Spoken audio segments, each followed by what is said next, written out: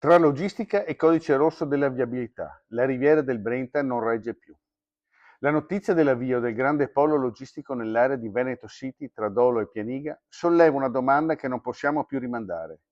Con quale viabilità si immagini di far convivere il traffico industriale, i trasporti pesanti e la mobilità quotidiana? Perché la riviera del Brenta e il Miranese già oggi mostrano chiari segnali di sofferenza. Un articolo di ottobre 2023 titolava "La riviera del Brenta soffocata dal traffico, non si può più vivere così". È importante richiamare alcuni numeri e condizioni. Allora, il tratto dell'autostrada A57, la tangenziale di Mestre, il raccordo tra l'A4 e la terraferma veneziana, fu progettato inizialmente per circa 55.000 veicoli al giorno. Negli anni i veicoli che transitavano erano circa 150.000, cioè il 30% poi sono di mezzi pesanti al giorno, con punte di 170.000. Il risultato? Traffico in continuo aumento, carichi pesanti che riversano sulla viabilità ordinaria, centri abitati gravati dal passaggio di mezzi non adeguatamente indirizzati. Lo svincolo di Mirano Dolo è stato oggetto di lavori e chiusure nei fine settimana, segno che la rete autostradale è soggetta a continue manutenzioni che comportano deviazioni del traffico sull'ordinarietà.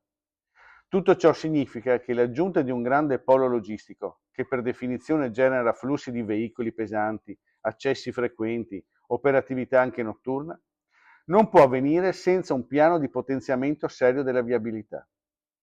Ecco i punti critici che emergono. 1. Accessibilità autostradale sottodimensionata. L'attuale casello Mirano-Dolo e la connessione con l'A57 non sembrano più in grado di assorbire l'attuale traffico, figurarsi quello incrementale di un polo logistico. 2. Viabilità ordinaria aggravata. Le strade locali, ad esempio la strada regionale 11, la Brentana, sono già oggi in condizioni sostenibili secondo residenti e operatori. 3. Qualità della vita compromessa. Rumore, inquinamento, sicurezza urbana non sono esternalità trascurabili, ma comportamenti reali della vita quotidiana dei cittadini del territorio. Poi c'è la visione di area vasta assente, una realizzazione isolata che non sia accompagnata da interventi infrastrutturali di mobilità alternativa, con una distribuzione dei traffici che scarichi le vie ordinarie oscura qualunque beneficio economico. Alla luce di questo mi sento di ribadire con forza: non basta più dire si può fare, bisogna dire come, quando e con quali condizioni. Propongo quindi queste condizioni minime. Allora, intanto un accordo di programma che preveda prima il potenziamento autostradale, gli svincoli, la terza corsia, la deviazione o mitigazione dei flussi pesanti sulla viabilità ordinaria. Poi una valutazione di impatto ambientale e sociale che includa il comparto della viabilità. Quindi non solo produzione e lavoro, ma anche sicurezza, inquinamento e mobilità dei residenti. E poi un piano di mobilità logistica che orienti i mezzi pesanti verso corridoi dedicati, preferibilmente serali o notturni, per minimizzare l'impatto nei centri abitati.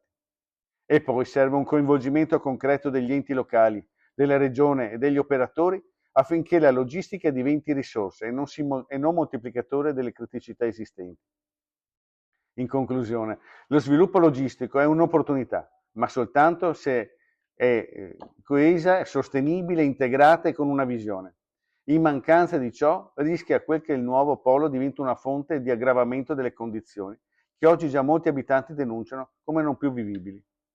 Il tempo dell'idealismo astratto è finito. Serve rigore, pianificazione e rispetto del territorio, altrimenti lo sviluppo rischia di tradursi in un declino locale.